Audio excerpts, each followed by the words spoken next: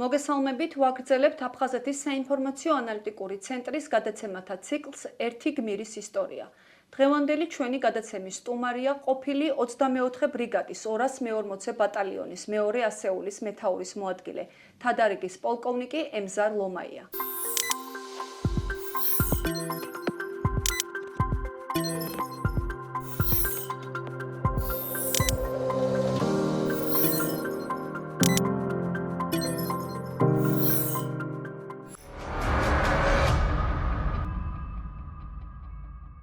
მოგესალმებით ბატონო ემზარ, მოგესალმებით მეც. გადაცემაში მონაწილეობისათვის. მაპრობლებს. ბატონო ემზარ, რა შეგიძლიათ გვიანბოთ ომამდე არსებულ მდგომარეობაზე? როგორი იყო ვითარება რეგიონში 1992 წლამდე? ვითარებას პრინციპში მე არ ვატყობდი არაფერს, ისეთ დაძაბვას 99 წლამდე. ვინაიდან 95 წელს დავამთავრე სკოლა, ჩავერიცხე მოსკოვში სტუდენტი ვიყავი, 99 წელს დავამთავრე. მაშინ როგორც მოგეხსენებათ საბჭოთა კავშირის პერიოდში უმაღლეს რო ამთავრებდი, განაწილებდნენ სამსახურს გაძლევდნენ და ასარჩევად ჰქონდა მაშინდელი საბჭოთა კავშირის მილიონიანი ქალაქები, მათ შორის თბილისიც იყო, მაგრამ რატომღაც ავირჩიე ოდესა, შავ ზღვასთან დაკავშირებით იყო და მოკლედ ვიყავი განაწილებული ოდესაში. ქირავდი ბინას, ჩემი ბინის დიასახლისი იყო მარშალი ჟუკოვი იყო ასეთი, მაგის პირადი მზარეული. ერთ დღეს რაღაც ისე მოხდა, რომ კონფლიქტი იყო მოლდოვეთში და გზაზე მეც მომიწია გზაზე გავლა, სადაც სროლები მოხდა და რაღაც ასეთი დაახლოებით საბრძოლო ვითარება სავიდა. და რომ მოვყევი ეს, რომ ჩავედი ოდესაში, მომიწია არის ბენდერი ქალაქი ასეთი და ამ ბენდერიდან არ გამეშოს ოდესამდე იყო რაღაც 40 კილომეტრი. და მომიწია მოსკოვში გადაბრენა და მოსკოვიდან ოდესაში ჩაფრენა და ასე წრედა ვარტყე რა. მაგრამ მოუყევი ამ ჩემ დიასახლის ეს ამბავი, სად იყავიო, თელი დღე არ იყავიო და მოუყევი. მალე თქვენთანაც იგივე მოხდება ომეთხრა. გამეგობრდა რას ამბობს ეს ქალი? კი ვიცოდი ახლა მონაყოლი რო ჟუკოვის ზარეული იყო, ახლა კგბ-სთან იყო და ოფიცერი იყო თადარიგის და არა მეუთხარ რას ამბობ ჩვენ საერთოდ ეროვნებას არც განვეკითხავ და არც ვიცით, მე არც ვიცი მე ვთხარ ჩემ კლასში რომელია აფხაზი, რომელია ქართველი, იმიტომ რომ ბევრი გვარი არის აფხაზიც, ბევრი გვარი არის ქართველიც და ასე რომ ჩვენთან გამორიცხულია. აი ყარაბაღშიც ხო არის ხო დაწყებულიო და ახლა თქვენ ხართ თუ რიგშიო. მოკლედ ცოტა ისეთი ნაწყნად ავედი ჩემ ოთახში, დილით ადრე მეხაკუნებს, ჩამოდიო ქვევით გაჩვენებო რაღაცასო და რომ ჩამოვედი, გაზეთი „იზვესტია“ იყო ასეთი გადაშლილი უდევს ასე მაგედაზე შუაზე დიდი გაზეთი იყო რაღაც 8 გვერდიანი და სულ სურათებით არის ავსე.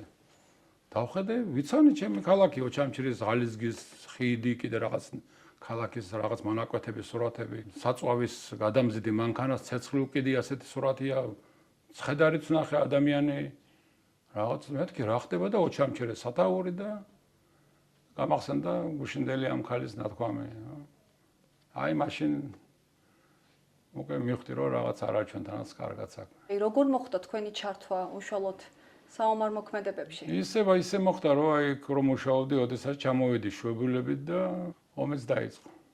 მაშინ რამდენი წლის იყავით? 25 გიფიქრიათ როდისმე რომ ესე წარიმართებოდა თქვენი ცხოვრება? არა, რა თქმა უნდა, მე ვფიქრობდა მაგას. ვიცავდით ქალაქს, მიმართულებას.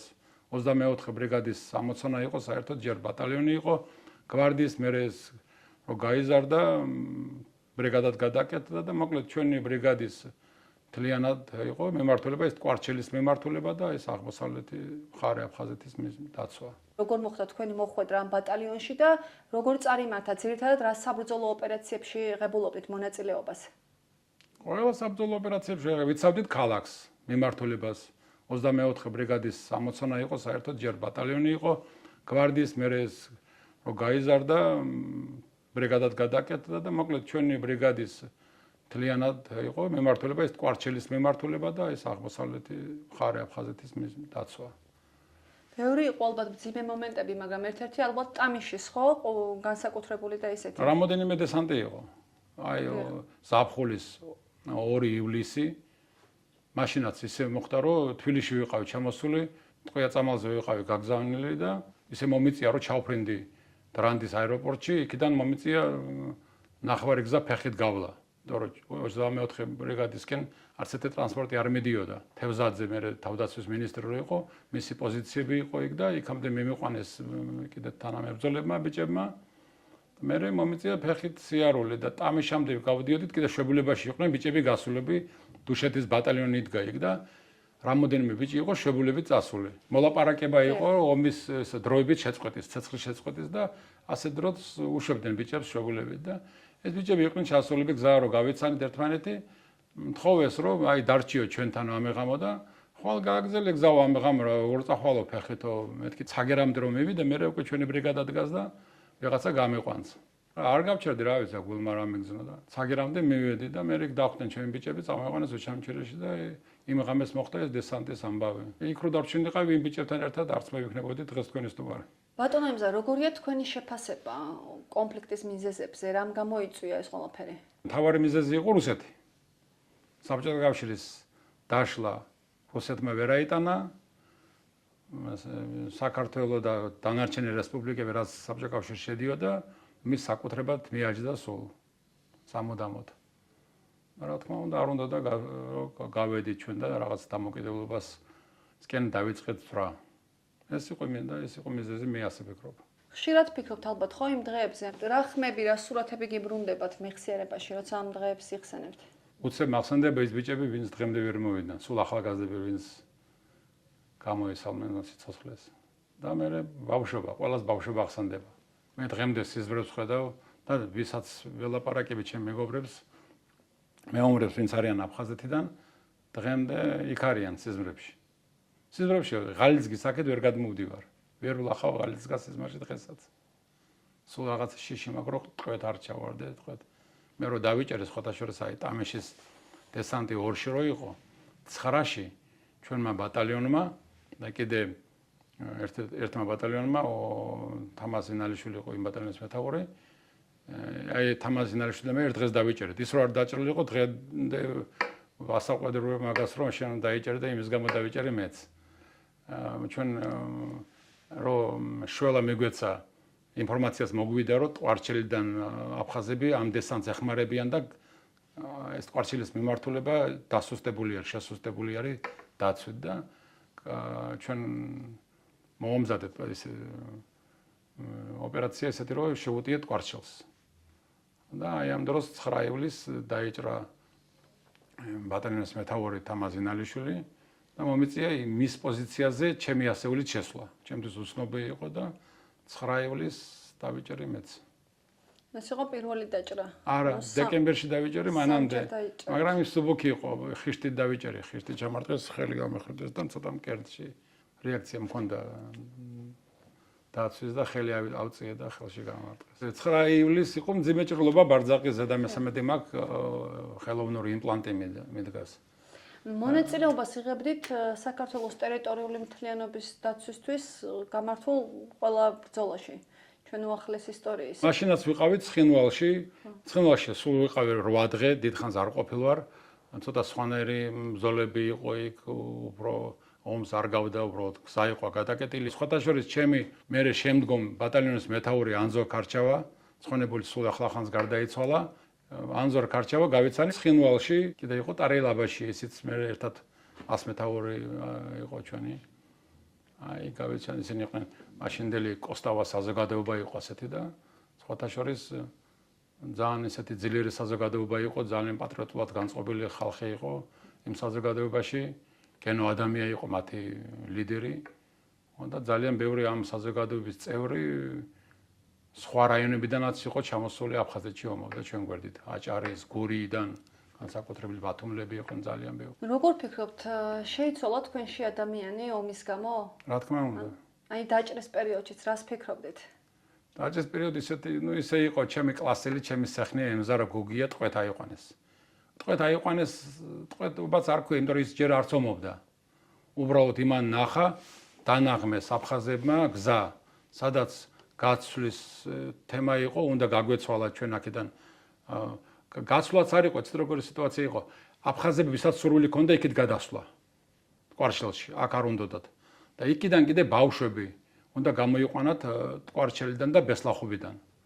და ამ ემზარ გოგიამ შემთხვევით დაინახა თავის სახლიდან იყო თუ გაიარა როგორ ნაღს დებდნენ გზაზე კი ჟანგბადის ბალონებით სავსე ტროტილს დებდნენ ასაფეთქებლად და ეს გითხრა ჩვენ მითხრა მე მაგრამ ჩემ გვერდით ბევრი იდგა და არ უნდა ეთქვა ეს ხმამაღლა რო თქვა მე უთხარი შენ უკან არ დაბრუნდე თორე ვიღაცა ისეთებიც იდგა იქ უცნობი ხალხია და ვიღაცამ ენა არ მიუტანოს და რაღაცა და დაფიქდა მე და მაინც ჩემი მშობლები არიან და მაშინ გადავალო და უცებ გამოვიყვანო გადასვლა იყო და აიყვანეს და ცოცხალი იმის მერე არავის არ უნახია მაგრამ იმენდი მქონდა რომ ვიღაცაზე გამეცვალა და ესეთი სიტუაცია იყო გადავედით ფოქვეში არის სოფელი აფხაზების პოზიციები გადავლახეთ შემოუარეთ და მოკლედ ვინმეს აყვანა მინდოდა ცოცხლად მეომრის რომ გამეცვალა ამ ჩემ კლასელზე ემზარ გოგიაზე და ჩავსაბდით ერთ-ერთ პოზიციას იქ ისე მოხდა რომ გადავეყარეთ რა იმათ ჯგუფსაც და ხელჩართული ბრძოლა მოგვეწია რა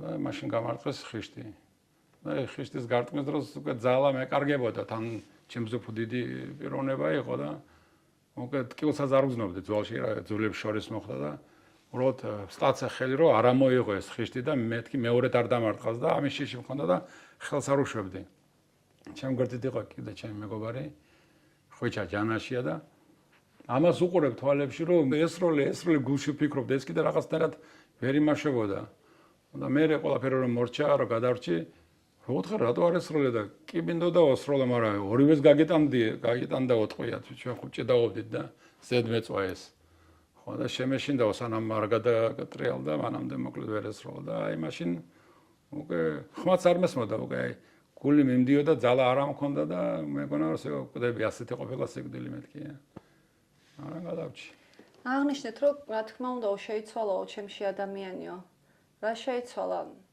ჩემ ცხოვრებაში ქათამი არ დამეკლავს არც ეხლა პრინციპში და მომიწია სამწუხაროდ ადამიანზე სროლა ესეთ სასტიკ გარემოში როგორ ინარჩუნებდით ამ ადამიანურ ურთიერთობებს ადამიანობას აი ახსენებთ თქვენ თანამებრძოლებთან ურთიერთობა ყველა ადამიანი ვინც ადამიანად დაიბადა ვინც არ იყოს როგორც თქვით თქვენ სასტიკი ყველა ადამიანი ადამიანს ინარჩუნებს აი მეომრობაგე სხვა ამბავია ომი სულ სხვა რაღაცა არის ომი კიდე არავინ არ იცის ვის შეუძლია ომი და ვის არ შეუძლია ისეთი მომენტიც იყო სახლი და გვარიც არ მახსოვს ახლა რომ გითხრათ ერთი ადამიანი მოვიდა ბატალიონში და ნუ მოითხოვა ჩამწერეთო მეცო ოღონდ ადამიანს ვერ ვესრიო აი ზოგიერთი გაეხუმრას კი თუ ვერ ესრი რაზე მოდიხარო შენ ზარულები ყავსო ჩვენო და ეკთნები და აი რაც გინდა ის დამავალეთო ადამიანს ვერ ვესრიო შიში არ ამაკო ნებისმიერ საქმეზე გამეშვიდო სადაც სროლა არ დაჭირდებაო და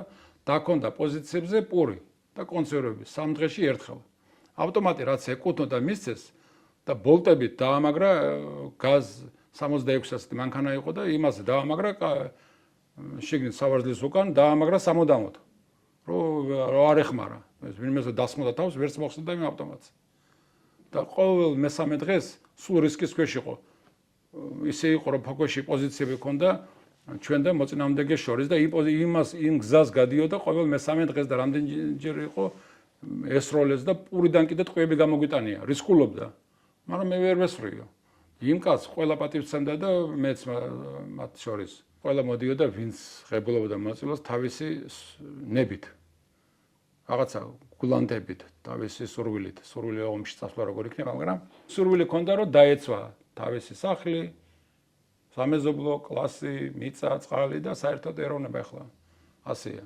თუ ქართული ხარ საქართველოს ხარეს უნდა იყო ხო პერის ხარეს ვერ გადახვალ კი იყო სამწუხაროდ ესეთი სიტუაციების მაგრამ მე დავანებო თავი ასე რომ ყველა ვიყავით ერთი ჭკუისო ვერ ვიტყვი მაგრამ ერთი სულისკვეთების ადამიანები ვიყავით და არ გვიჭირდა სხვათა შორის ომის მერე ტყიბულშიც ერთი სულისკვეთების ხალხი შევგროვდით 720 კაცამდე ვიყავით ბრიგადაში ყველა ნაომარი აფხაზეთელი 99% აფხაზეთელი როსტაველი ბიჭებიც იყვნენ მაგრამ ისინი იყვნენ სულ რაღაცა 2% შემადგენლობის და 7 წელიწადი ერთად გავატარეთ აი პარტიზანულ მოძრაობაში მიგვიღია მონაწილეობა და აი ისე გაიარა იმ 7 წელმა სხვათა შორის პარტიზანულ მოძრაობის დროს 59 კაცი დაგვეღობა ეს არ არის ცოტა მაგრამ მშობლებაშიც არ გავდიოდით არც უწუნებდა არავინ ვაკეთებდით ისეთ საქმეს, რასაც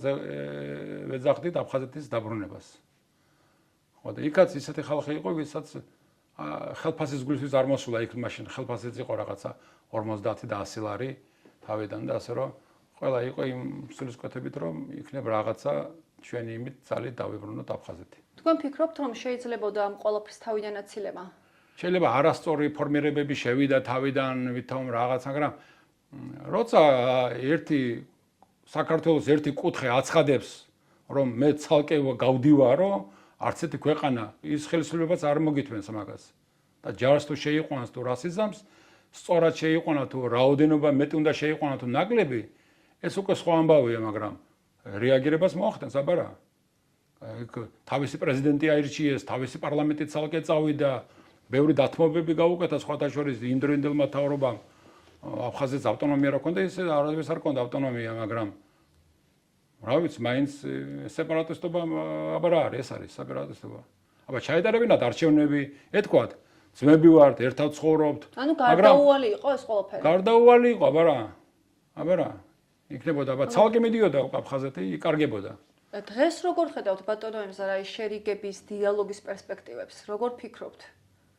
შერიგება რა თქმა უნდა მოხდეს მაგრამ აფხაზეთში დაბრუნება უბრალოდ ეს არის ჩვენი ნატრა და სურვილი და ვიღაცას ახლა მე რომ მკითხო მე არასდროს არ დაბრუნდები აფხაზეთში ანუ ვერ ვიცხოვრებთ ერთად ესე ფიქრობთ ცოტა ხანს ვერ ვიცხოვრებთ ჩემი სტანები სანამ ძალიან არ დაბერდებიან და ან არ მოკვდებიან მანამდე არ ამგონია იმიტომ რომ ახლა მე არ მაქვს აფხაზის მიმართ სიზღი ის თუ ომობდა როგორც ვაშკაცი თავის ერის მხარეს იდგა ის სწორი იყო მის თავრობა თუ არ იყო სწორი მაგი არა ჩემი ისა რა ქვია გასაჯელი უბრალოდ აფხაზი იყო აფხაზების მხარეს ომობდა მე ქართველი ვარ ქართველების მხარეს ვიყავი ეხლა მაგის მიმართ მე არ მაქვს ზიზღი და მტრული განწყობით არა ვარ განწყობილი მაგრამ ვინც ჩადიოდა ძიმე რაღაცებს მარტო ახალდაბა მყოფნის თელი საქართველო რო ხვალ წავიდეს აფხაზეთში ბრუნდებით და მე პირადად არ წავალ იმიტომ რომ მე ახალდაბა მახსენდება და რაცით გვასმენინებდნენ იქ რაც ხდებოდა არ მინდა მოყვე ეს არ არის ის ადგილი სადაც ყველაფერს მოყოლა შეიძლება მაგრამ სისადე ეს ყველა მიცის იქ იყო საშინლება მე მქონდა შეხვედრა აფხაზებთან სხვათა შორის გუდაუთელ აფხაზებთან ვინც ომობდნენ და ნორმალური საუბარი ჰქონდა რო უთხარ ესეთი ამბავი არ იცოდნენ იმ გუდაუთელებმა ახალდაბაში რაც მოხდა მე ერთმა თქვა რაღაცა მაქო გაგონილიო მაგრამ იქო აფხაზები არ იყვნენ არ აქვს მნიშვნელობა ვინ იყო ვინც იყო იმ აფხაზებმა ისინი დასაჯა არა პირიქით რა ზოგს გავიგე მე რომ რამოდენიმეს კაზაკს ორდენი მისცეს აფხაზური ორდენი ესე იგი გაამართლეს ის რაც მოხდა ახალდაბაში მაგრამ ახალგაზრდებს რას ეტყვით ომი დაივიწყონ საერთოდ ომი როგორც გამოსავალი საერთოდ უნდა ამოიღონ ლექსიკონიდან ომი არაფრის გამოსავალი არ არის ნუ მშვიდობიანად უნდა რა თქმა უნდა ყველაფერი მე უკვე რთულია ომი რო იარაღი რო გაისვრეს მე ძნელია აი მანამდე უნდა ეძებონ ყველა გზა ყველანაირი გზა აი მესმის ხშირად უფროსებისგან მომისმენია ესეთი რამე რომ აი თქვენ ახალგაზრდები მარტივად უყურებთ და უფრო თავისუფლად საუბრობთ აი მეც ახლა მამაჩემიც ომში დაიღუპა და ჩემი ცხოვრება ხო რადიკალურად განსხვავებული იქნებოდა რომ ასე არ მომხდარიყო მაგრამ მაინც ვფიქრობ რომ მშვიდობას არ აქვს ალტერნატივა რომ მინდა ჩემ კუთხეში დაბრუნება სხვაგვარად ვერ წარმომიდგენია რა თქმა უნდა ფასი არ აქვს შიერი იყავი, წყალი და პური ჭამე მარტო ოღონდ ომი არ იყოს. თელი აფხაზეთი თითქმის 300,000 ადამიანი დევნილი იქცა, ჯერ ჭუბერი მარტო ის გზა რო გაიარა ხალხმა პატარა ბავშვებით ფეხძიმეები, სულ პატარა ბავშვები გადაყავდათ, ამდენი გაიყინა. სანამ ადამიანს მეხსიერება აქვს და ეს ყველაფერი ახსენდება, არ ვიცი აბა როგორ იქნება. სამხედრო სამსახური არ შეგიწყვეტიათ, შემდგომ უკვე როდესაც ქვეყანას დასჭერდა 2008 წლის ომშიც მიიღეთ მონაწილეობა. კი, მივიღე. ომი რომ არა, მე სამხედრო არ ვიგნებოდი. არ ვაპირებდი, აი ომმა გადაწყდა ყველაფერი. 2008 წელს მე არავის არ გაუწვევი ვარ, სამსახურით ისეთი მქონდა შინაგან საქმეთა სამინისტროში განსაკუთრებულ დეპარტამენტში ვიყავი და ჩემი საოფისე სამსახური იყო კაბინეტური უბრალოდ მაინც ჩემი წავედი. ავიბარგეთ და წავედით ცხინვალში ერთ-ერთ ჩვენ დანაყოფს შევუერთდით. ომგამოვლილი ადამიანისთვის მშვიდობას რა ფასი აქვს? გინდა ომგამოვლილი იყო, გინდა რა, მშვიდობას უფრო დიდი ფასი არ არსებობს საერთოდ. მშვიდობა და ჯანმრთელობა ალბათ ეს არის ყველაზე მთავარი. საზოგადოების მხრიდან არის მებრძოლი ადამიანი დაფასებული დღეს? როგორ ფიქრობთ თქვენ? რა ვიცი, მე მაგნაირი თემაზე არც მიფიქრი არასდროს დაფასება ადამიანები ვარ და всё მე არაფერი. არც ვითხოვ მე მაგალითად რაღაცა განსაკუთრებულ რამეს. ისე ცოტა რაღაც უნდა იყოს, რა თქმა უნდა, ადამიანი რომელიც მიდის სიკვდილზე მიდის, სიკვდილის წასვლა არავინ არ იცის ვინ რა მოუვა. ამაზე ის უნდა იყოს დაფასებული ცოტა რაღაცნაირად ყურადღებით, ეს მატერიალურს კი არ გულისხმობ. მეტი ყურადღება რა იყოს. მე ჩვენი პროექტი სწორედ ამას ემსახურება, რომ თქვენნაირ ადამიანებს იცნობდეს საზოგადოება. რას ეტყვით იმ ადამიანებს, რომელიც ახლა ენგურს იქით და ენგურს აქეთ საქართველოში გვიყურებენ და გვისმენენ? ყველა თაობა ახლა თქვენზე უფროსი ვარ მე, თქვენ ხართ შემდეგი თაობა. თქვენ ჩემზე ჭკვიანები ხართ. თქვენი შვილი, თქვენზე ჭკვიანი არის და ორჯერ მეტი ჭკვიანი არის ვიდრე მე. ასე რომ ახალგაზრდებს ჭკუის სწავლა არ ჭირდება. ჩემზე მეტი იციან, ჩვენზე მეტი იციან. აი ზოგი რო ასწავლის და ბევრი პოლიტიკოსიც რაღაც არ უნდა ხელს უშლით. ძალიან კაი ახალგაზრდა მოყავს და ჩვენზე მეტი იციან ყველაფერი. აი ისინი ისე იცხოვრებენ, რომ ომი არ მოხდება. თითქმის ბოლოსკენ წავიდა ჩვენი გადაცემა არის ისეთი რამე, რისი თქმაც გსურთ, ან ელოდით ჩემ შეკითხვას და მე არ დამისვამს და გინდათ რომ თქვათ. ომთან დაკავშირებით ახლა ჩემს ირგვლივ იყო ისეთი ხალხი, ტარიელ აბაშია იყო ასეთი, კოსტავა საზოგადოების. მე არების პარტიაში არ ყოფილი არასდროს, არც ახლა ვარ და არც ვიქნები არასდროს. მაგრამ აი ომის დროს ვინმეს თუ პატივცემდი, ყველაზე მეტად ეს იყო კოსტავა საზოგადოება, იმიტომ რომ ყველა ვისაც ვისნობდი, ყველა იყო პატრიოტი, არც ერთი არ იყო საცხა ზურგში დამალული და რაღაცა. ყველა აი ეს ტარიელ აბაშიამ ინსულტი მიიღო ომის დროს. საავადმყოფოში იწვა, ვერ ლაპარაკობდა, ცალი მხარე წაერთვა. ღამე პოზიციაზე მოხდა. თქვენთან ერთად ვიქნებია, გადახვეული ლოყა ქონდა რაღაც სასწაული, ვერ ლაპარაკობდა. ასეთი პიროვნება. თუ გინდა ანზორ ქარჩავა გაიხსენოთ ახლა გარდაეცვალა. ისიც უჭირდა საქართველოს ცხინვალში იქ იყო. აფხაზეთში თავისთავად. მე ბავშვიც არ იყო, პარტიზანულ მოძრაობაშიც მონაწილეობას ღებულობდა. აი ბევრი იძახეს ომის დროს ბატალიონის მეთაურები და ესეთი ისინი ოფიცრები იყვნენო, არაპროფესიონალებიო. და რატომ არ იყო ეს პროფესიონალები მე? მოსული იყვნენ ისინიც. არავინ ვარს არ ეუბნებოდა, უბრალოდ ნაკლებად იყვნენ. ვისაც შეეძლო იმ სხვათა შორის ბუთხუს თოხაძე არ ჰქონდა სამხედრო განათლება, ჯარში სერჟანტი იყო, ტანკისტი იყო. მაგრამ ეს ტანკი ცოტა ხუთიანზე სხვათა შორის, მაგრამ ძლიერი პიროვნება იყო. ხალხი დაუდგა გვერდით. რო არ ყოფილიყო გენო ადამიანსთანაირი ხალხი, დათო ღვინჯლიასნაირი ხალხი, ბუთხუს თოხაძესნაირი ხალხი. ეხლა წინათ ვილაპარაკეთ. ეხლა მე თავს არ ვდებით ძმაკაცად და რაღაცა მეგობრად, ახლო მეგობრად ვარა. დიდ პატივცემ ანზორ მარგიანს. ანზორ მარგიანი ომშიც კომენდანტურას ხელმძღვანელობდა, სულ არ ქონდა მაგას მაგალითად მაგის მოვალეობა არ იყო, პირად რა ქვია, წინახაზე ყოფილიყო. თუ რამე ოპერაცია დაიგეგმებოდა, აი მაგალითად ხვალ გავდივართ დილის 6 საათზე რაღაც ოპერაციაზე. 6 ნახევარზე ანზორ მაგიანი და გივი ლომაია ყავდა კიდე მოადგილეთ. დაიღუპა ეს ომში. ესენი უკვე იდგნენ აქ ბატალიონთან და ბუთხოსი მერტყოლ არ იყო რამბავია საიდუმლოდ ვერ იმას აქვენი ვერაფერი შეყოლაფერი იწიო. ეს ხუმრობით იყო ნათქვამი, ყველგან ეს კაცი იყო. ტექნიკა არ გქონდათ ისეთი აღჭურვილობა, არ გქონდათ, ანუ შიშველი ხელებით და სულისკვეთებით ებრძოლეთ. აი შიშველი ხელებით მოუწია 23 ბრიგადას. მაშინ ცეცხლის შეწყვეტის ის იყო მოლაპარაკებები იყო ასეთი რომ ისევ რუსები ჩაერიან, იარაღი ჩაგვაბარეთო, აფხაზები უკან დაიხევენო, თქვენც უკან დაიხიეთო, ჩვენ დავიხიეთ უკან, აფხაზებმაც დაიხიეს, კიდე დაიხიეთო, კიდე დავიხიეთ, აფხაზები მოადგნენ ჩვენ ადგილზე დადგნენ. ასეთ რაღაცა იყო და 23 ბრიგადას ჩამოართვეს ტექნიკა და აი 23 ბრიგადას გაუჭირდა ბოლოს ძალიან თითქმის კი არა, ბევრი ხელში ავტომატიც არ ეკავა, იმიტომ რომ ჩაბარებული იყო იარაღი და რუსებს გატანილი ჰქონდათ გემებით. და 24 ბრიგადამ რა ვიცი, ბუთხუს თოხაძემ რომ მომკლანო არ ჩააბარებო და სხვათა შორის პირადად შევანაძემ დარეკა ბრიგადის შტაბში და ბუთხუს თოხაძემ არ იყო ყურმილი და ჯაბაიასლიანი და ჯაბაიასლიანმა აიღო ყურმილი. მე დაჭრილი ვიყავი, მომენტში ყავარჯილით ვიყავი და შტაბში ვიმყოფებოდი. და ელაპარაკა შევანაძეს. მე არ მესმოდა რა თქმა უნდა, ცოტა შორს ვიდექი, მაგრამ ბოთხოზის უთხრა სიტყვები. ბოთხოზი თუ არ დაემორჩილებიო, ხო იცი რა მოხდებაო. და გაბრაზდა ბოთხოზი, დავდგები ახლა ზღვისკენ ზურგითო და არ ვიცი მეორე ფრონტსაც გავხსნიო, თუმცა არ ჩავავარები არ ახსო. იგივე ტყუილი იქნებაო. და ჩვენ არ ჩავავარეთ. სულ რამოდენიმე ბატარეას ზარბაზნებს ამოუღეს, არ ვიცი ქართულად რა ქვია, ზატორი ქვია რა. და ისინი ამოიღეს ვერ ისრის იმისოთ ზარბაზანი, თორე დანარჩენი ტექნიკა გადაუმალე და არ მივეცით. ვარი თქვით. 23 ბრიგადას ძალიან გაუჭირდა, აი ძალიან. იქ მართლა იყო მასობრივი გმირობა ჩაიდინა ხალხმა. 23 ბრიგადა რიცხობრივად უფრო დიდი იყო. დიახ. და ისე კი არ იყო სოხუმში იყო ეს ბრიგადა, არა, სოხუმი, გულრიშის რაიონი და ოჩამჩირის ნახევარი იცავდა 23 ბრიგადა. ოჩამჩირის რაიონის ნახევარი ტამიშის აქეთ იცავდა 24 ბრიგადა გალის ჩათვლით. დიახ. ეს ვიყავით ჩვენ. რიცხობრივად უფრო პატარა ბრიგადა ვიყავით, ვიდრე 23 ბრიგადა.